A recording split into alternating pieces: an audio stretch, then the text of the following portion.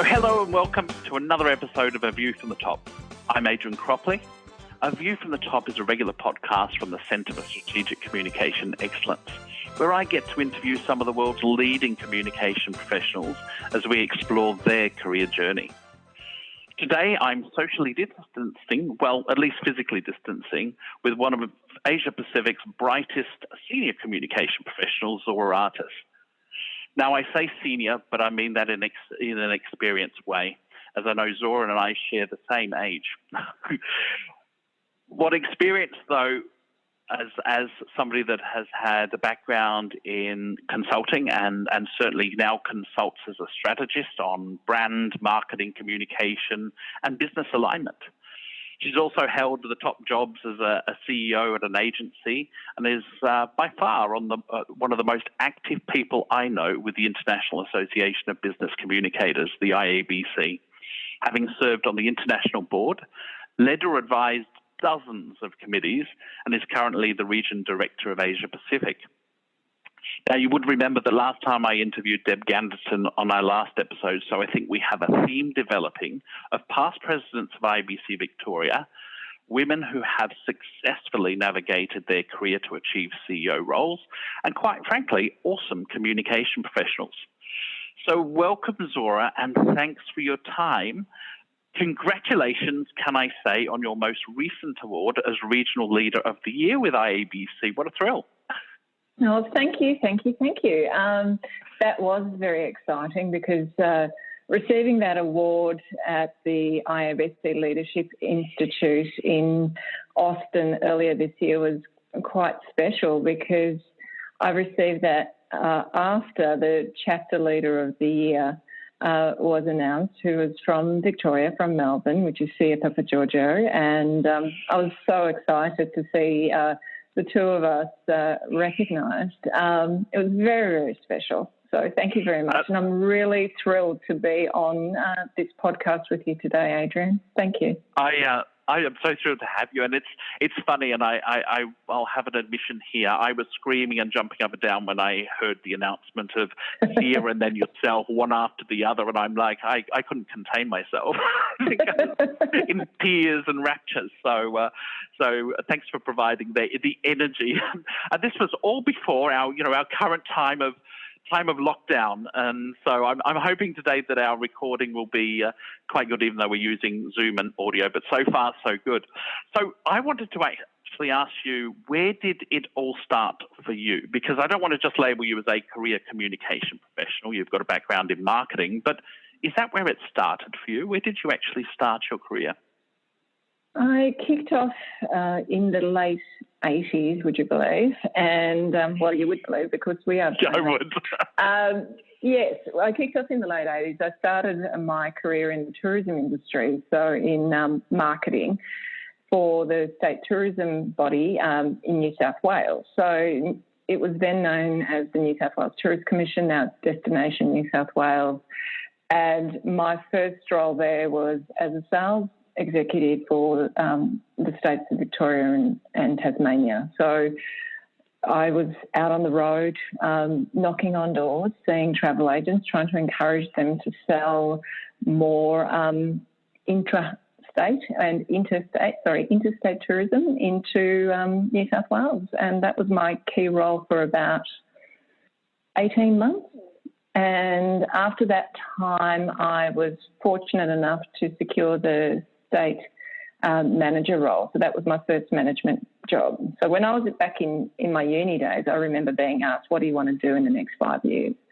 And I said, well, quite, confidently, I said, well, within 5 years, I want to be in management. So this is, a 21-year-old. And at 26, I was in management and I was managing a multi-million-dollar budget. I had an office with 12 staff, and all I knew about management was what I learned at university. And so it was a huge learning curve. Within my first 6 months, I was audited by the state auditors, and that was certainly an experience. And in those days, we had ledgers, as in general ledgers, which were done in pencil, which I liked. And my assistant manager was the one who used to do balancing the ledgers, and lo and behold, they weren't balanced. So I had to deal with that, which was a very interesting experience. So lots of learning at 26. Lots of learning at 26, yes. So I went from working in the tourism industry for about 7 years, and as the state manager, I was responsible for encouraging people to go into New South Wales. So I dealt with international tourists who were in Melbourne or in Tasmania and going into New South Wales. I also dealt with a lot of the domestic tourism, and I dealt with trade as well, who were trying to ensure that we were selling their product into that state. I worked with marketing on product development. I worked with the head office in terms of operational issues, just managing the team, dealing with a whole range of different day-to-day things, dealing with the change going from the tourism department to the transport department, which was like a step back in time, which was fascinating. And then also dealing with unions quite a lot, and closing down the office after I received a memo from the unions that they'd heard a rumour that they were the transport department was closing all the offices outside of the state of New South Wales. And I remember reading this memo, which was addressed to the manager of the Melbourne Travel Centre. It was in a yellow envelope on top of a pallet load of brochures that were delivered by train. And my sales executive went and collected and just gave me this envelope and he said, "I think this is for you." And I opened it and I thought, oh my God, wow. So I rang the managing director of the area that we reported into, which is called CountryLink now in New South Wales. They run all the rail system. Yeah. And I asked him about it and he denied it. And I said, no. The union wouldn't just put this out. And mind you, none of us were union members in our office. And he said, oh, no, okay, it's true. And I said, right. I said, how long do we have? And he said, you have a month. And I said, okay. Wow. I said, leave it with me. So I contacted the other officers. I let them know. They had no idea. And they were shocked. And then I coordinated the closure of our office within 2 weeks. So we did it on our term. I transferred all our clients across to the RACV, the Royal Automobile Association, who also did tourism, and shut it down. And then we coordinated with the industry to have a huge party in Sydney as a send-off, which was fantastic. Wow. And the management in head office were just shocked, but they accepted it. And we did it. And I was quite pleased that we did it that way. And then I moved into agency land, which was an interesting experience. So, I mean, what those early experiences, for sure, when it almost sounds like baptism by fire, doesn't it? Those early jobs where you're dealing with the business side of it, dealing with the finances and so on. Did you start to see a pattern form earlier in your career of where that might take you later in your career? Was it? I often look at all the experiences we have. Has it now given me a clarity of what I might do when I grow up? So I'm suspecting those earlier experiences kind of shaped and moulded maybe which way you went, because dealing with the finances early, dealing with change, dealing with unions, all of those things absolutely gave you that grounding to where you'd go. So when you went into agency land, what were some of the first jobs you did, and how important was those early learnings to you? Well, what was really interesting was that I really learned how important stakeholder engagement was, and understanding who's who in the zoo and who you really need to build relationships with. As an example, when with the tourism business, when we transferred from tourism to transport, there were major changes in terms of process and governance. A lot of stuff was done in triplicate, for example. So if I needed anything paid, I had to fill out requisition forms, which were literally in triplicate to get them done. Whilst I was at tourism, I had a checkbook and I had a delegation up to a certain amount. So I had the authority to sign off on various things. At transport, I didn't. And I actually put an argument forward to relevant people, and I was the only one outside of head office State Rail in New South Wales who had a checkbook and had the authority to sign. So, I learnt that you need to understand how to put a business case together. So that was really early in my career. So understanding how to put a business case together, what the important aspects are for that particular stakeholder, understand that they're the decision maker. What do you need to do to make sure that you can get them to see your perspective and agree with it? So I learned that early, and I did that then when I was in agency. So in agency, I started again in a completely, a new role, which was again as an account manager, basically, for a branding agency that worked across all of Asia Pacific, and the key account was Adidas across 15 countries. So we were the brand guardians, and they wanted to expand their reach beyond working with Adidas. And so my role was to grow that business. And I did that quite successfully over a period of about 8 years. And we changed ownership during that time, but over about 8 years, and worked on a lot of different things and built up my expertise, ended up in management there, ran all the marketing and the promotion side for the business, ran all the business development, was instrumental in trying to help them put together business planning because they just didn't do that properly. And also learned a lot more about integrated communication when we were bought out or merged with another firm, which was a fully integrated firm, and they had PR and crisis management and digital in their portfolio. So we had our own CRM systems, we had our own IP, the whole piece. So I then had to learn all about that side of things, which I never knew. So it was about taking a leap into things that you don't necessarily know a lot about, but you're happy to learn. So it's having that curiosity was really, really important, and being comfortable with the uncomfortable. I learned that really, really early, and I've carried that on through my career.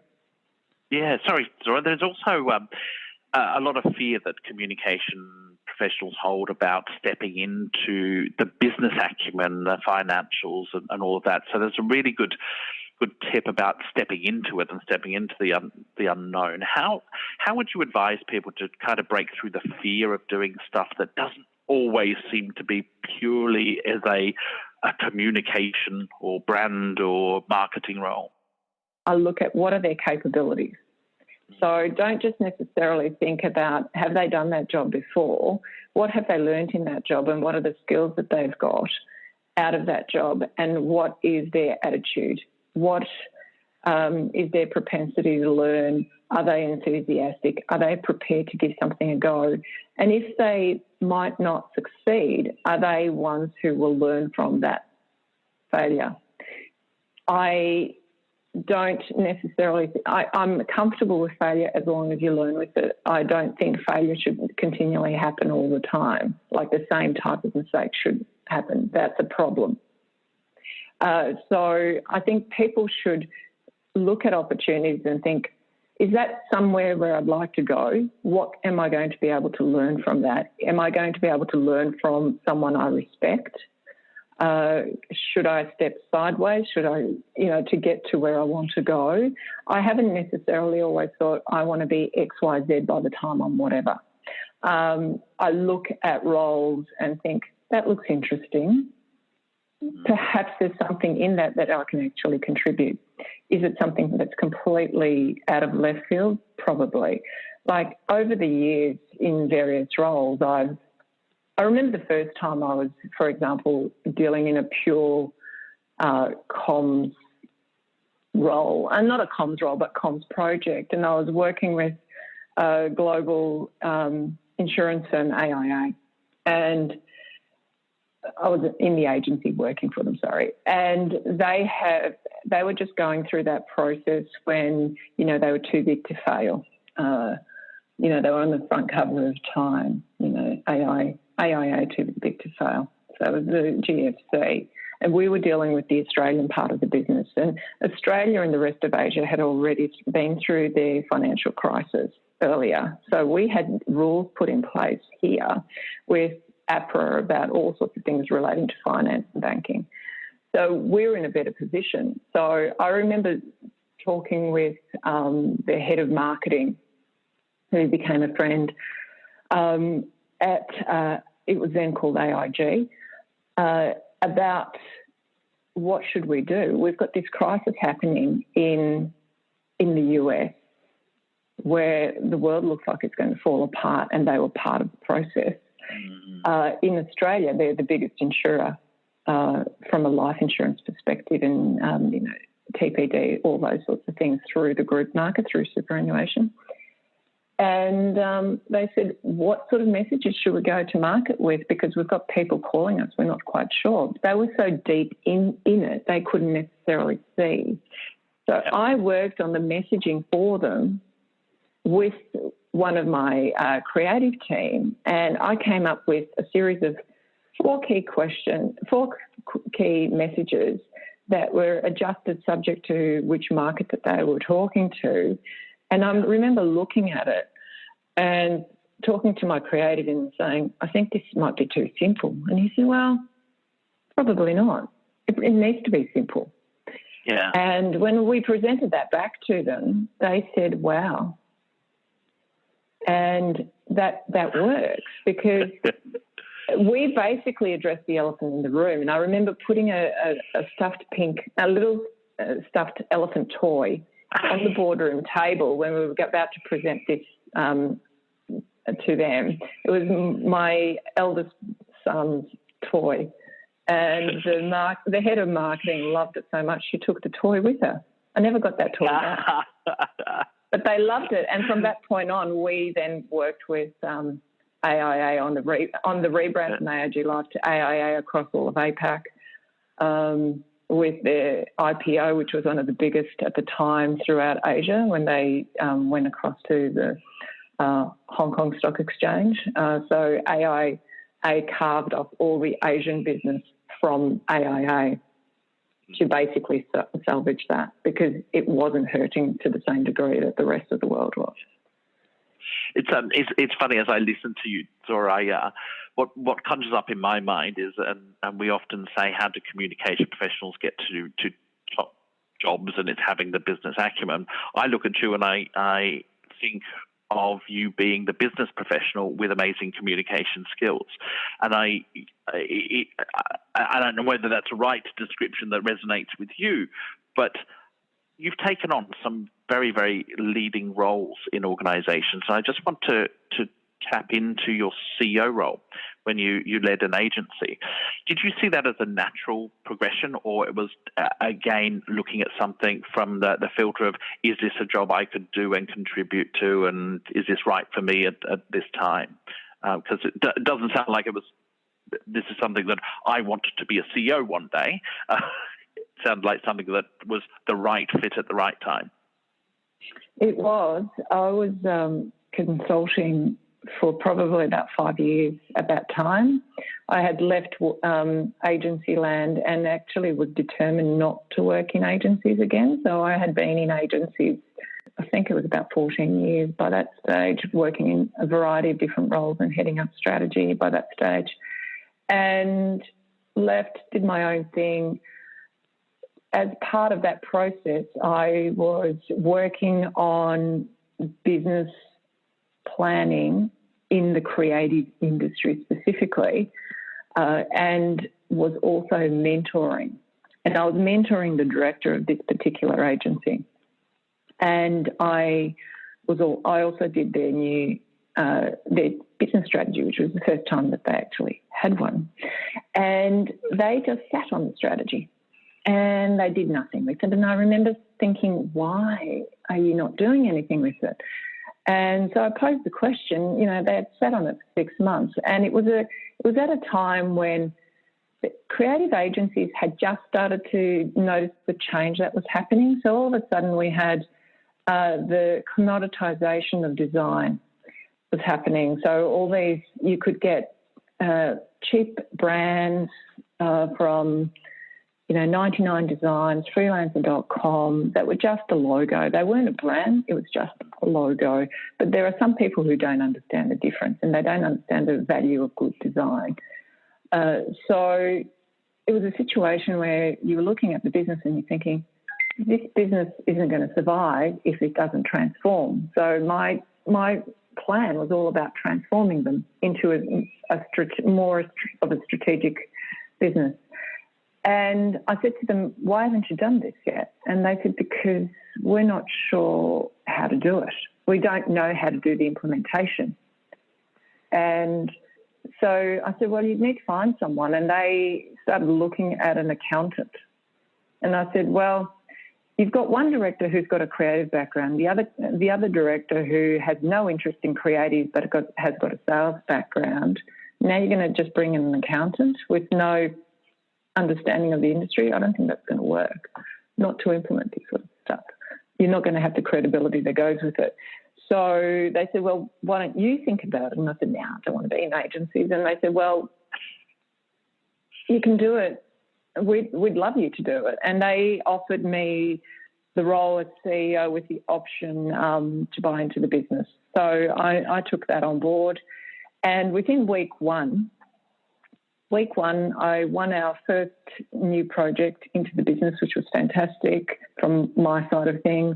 And then I had to start the transformation process, which was basically moving out people that it didn't fit, which was not fun.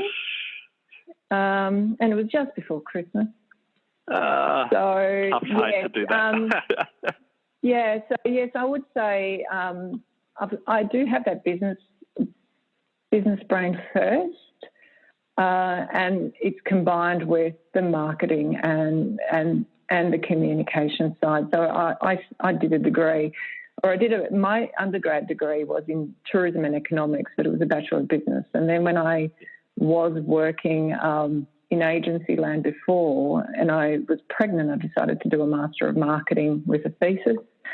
And then I just added on the Master of Commerce onto it. So I've never actually studied communication per se, except for doing the odd unit as part of my master's programs, change, communication, that sort of stuff. The core, my background, my training is in business and commerce. Yeah, that's amazing. Zora, it's an interesting role when you head up, an organisation and then have to transform the organisation too. And it's a pretty tough gig at the time.